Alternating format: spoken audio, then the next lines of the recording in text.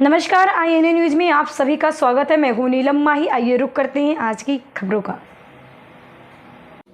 नमस्कार, स्वागत है आप सभी का आईएनए न्यूज़ टीवी में। आज हमारे साथ चर्चा में जुड़ रहे समाजवादी पार्टी के एक युवा, एक छोटी सी उम्र में इतनी जल्दी कामयाबी अपने काम और अपने आत्मनिर्भर से, अपने मेहनत और अपने बलबूते पे इनकी जो समाजवादी पार्टी में मेहनत करने की जो लगन है, इससे आज इन्हें जो सम्मान मिला है, जो पद मिला है, मैं इन्हीं के मुँह से आप सबको सुनाना चाहती हूँ और बताना चाहती हूँ। और एक मुद्दे पे आज हम बात करेंगे समाजवादी पार्टी की जो मैनपुरी की प्रत्याशी थी डिम्पल यादव जी। आज वो 2,88,786 वोटों से जीती है। इतने वोटों से तो नेताजी भी नहीं जीते थे जितने वोटों से नेताजी की बहू डिम्पल यादव जीती हैं। इस जीत की खुशी पे क्या कुछ कहते हैं युवा नेता, जानते हैं इन्हीं की जुबानी से। पहले तो हम दर्शकों को आप अपना परिचय बता दीजिए। जी, मैं सुमित विश्वकर्मा, छात्र नेता इलाहाबाद विश्वविद्यालय और महानगर निवर्तमान महानगर उपाध्यक्ष समाजवादी छात्र सभा, और यही मेरा परिचय है। आज डिम्पल यादव ने एक ऐतिहासिक जीत हासिल की है, इस पे आपकी क्या राय है?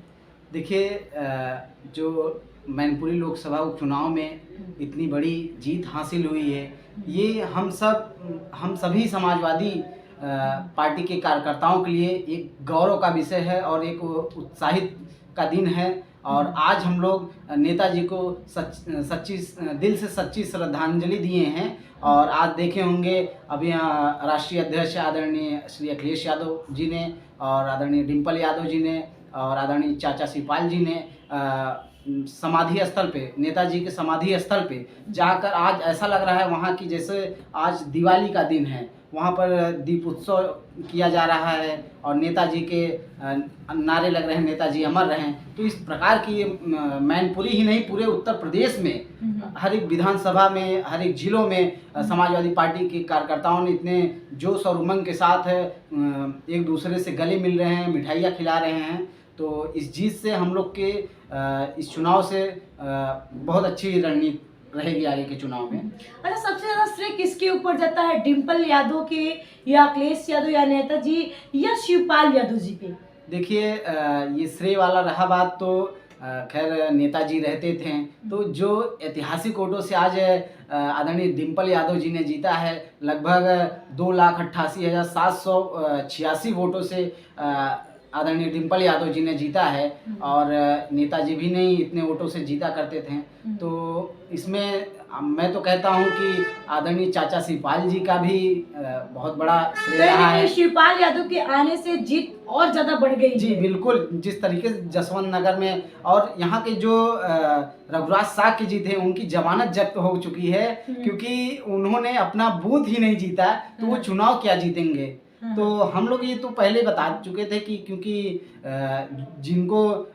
जिनके चेला वो वहाँ के प्रत्याशी थे, वो गुरु के सामने ही इस तरीके से पेश आए हैं। तो जाहिर सी बात है भाई, कोई उनको अच्छा, कहीं ना कहीं डिम्पल यादव को भाभी और बहू है ना देखा गया है, तो यानी कि वो भाभी का भी प्यार उनको मिल गया और बहू का भी प्यार मिल गया। बिल्कुल बिल्कुल, उनको मैनपुरी के लोग जहाँ तक है कि बहू के नाम से, और यहाँ तक तो लगभग उनको मैं कहता हूँ बूढ़े जवान नौजवान सभी लोग उनको भाभी के नाम से ही संबोधित करते हैं, क्योंकि भाभी भैया भाभी का एक अलग ही लगाव रहता है भाई। तो इसलिए अच्छा, मैनपुरी की सीट लग रहा था कि ऐसे समाजवादी पार्टी मैनपुरी की सीट जीत रही है, लेकिन पासा बाद में पलट गया, इस पे क्या राय है आपकी? देखिए, ये समाजवादी पार्टी के वहाँ के एक एक कार्यकर्ताओं का तहे दिल से मैं शुक्रिया अदा करूँगा। और जिस तरीके से मैं भी वहाँ पर लगभग एक हफ्ता लगातार हम लोग को जिस तरीके से वहाँ पे काम मिला था, बूथों पे जाकर हम लोग बूथ अध्यक्ष, सेक्टर प्रभारियों से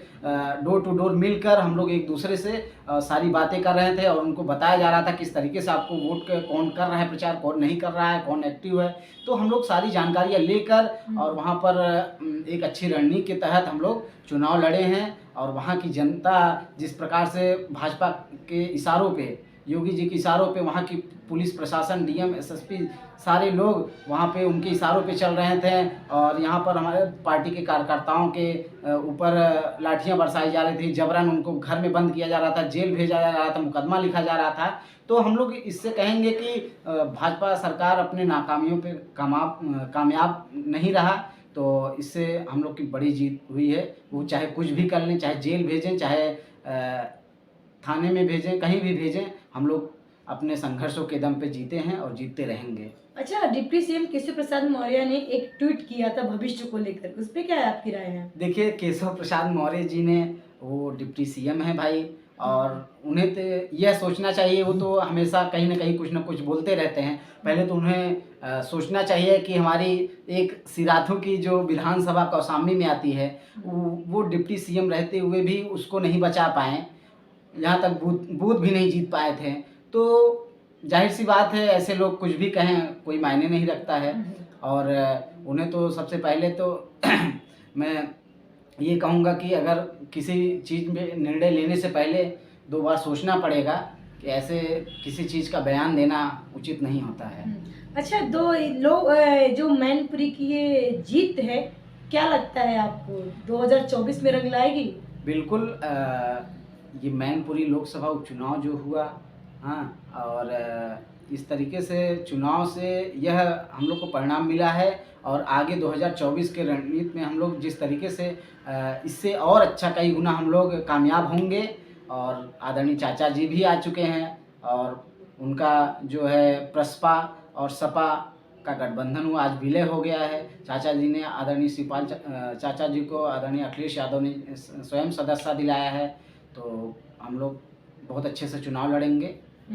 अगर नगर बात की जाए, नगर निकाय का चुनाव भी चल रहा है, तो इस पे मैनपुरी की जो जीत हासिल की है डिम्पल यादव, उस पे कितना असर पड़ने वाला है? देखिए, इससे बहुत बड़ा असर पड़ेगा। और चूँकि इस जीत से हम लोग लगभग 2024 के चुनाव पे और नगर निकाय के चुनाव पे, और क्योंकि जिस तरीके से देखिए, अभी नगर निकाय के चुनाव में लगभग आरक्षण आ चुका है। आरक्षण अभी ये चुनाव के बाद, अब देखिए सीट भी क्लियर हो जाएगी, कौन टिकट पाता है कौन नहीं पाता है। तो जो समाजवादी के, हम लोग पूरी उम्मीद के साथ कहते हैं, इस बार नगर निकाय चुनाव में समाजवादी पार्टी के जो भी प्रत्याशी रहेगा वो निश्चित रूप से जीत कर ही जाएगा।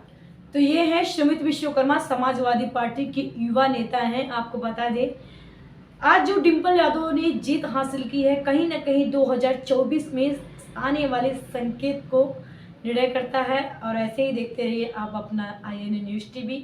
हम ऐसे ही खबरें आप तक पहुंचाते रहेंगे।